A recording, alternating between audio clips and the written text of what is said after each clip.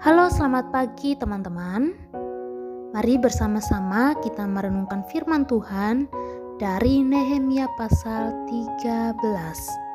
Nah, pasal ini menceritakan tentang perbuatan-perbuatan tidak benar yang tidak baik yang dilakukan oleh bangsa Israel.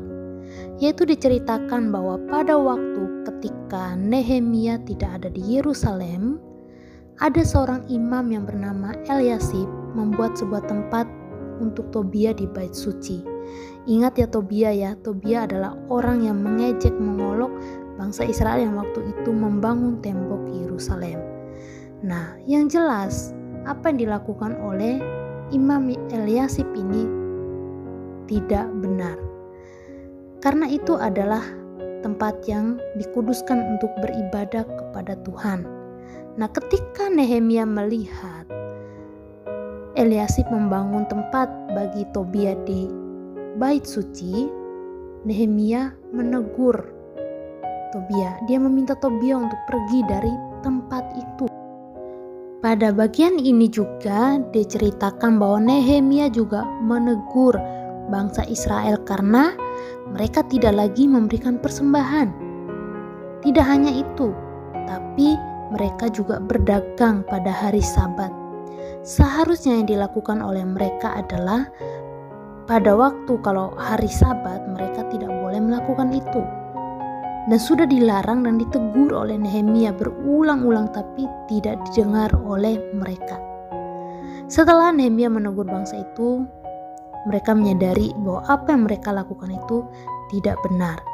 Dan kalau kita lihat di sini bahwa mereka kembali melakukan apa yang benar, yaitu sesuai dengan perintah Tuhan.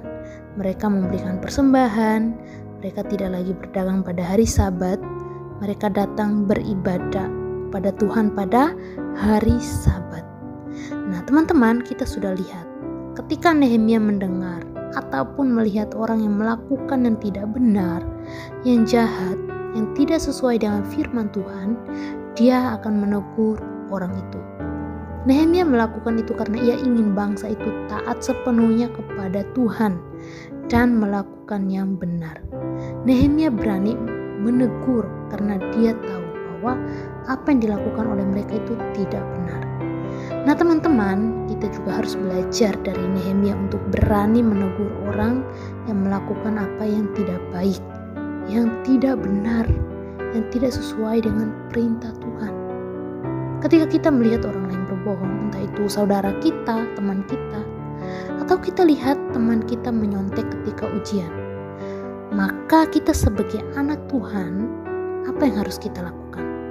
Yang kita lakukan adalah menegurnya, memberitahu dia bahwa apa yang dia lakukan itu tidak disukai oleh Tuhan. Kita menegur mereka, membimbing mereka untuk memiliki sikap yang menyenangkan hati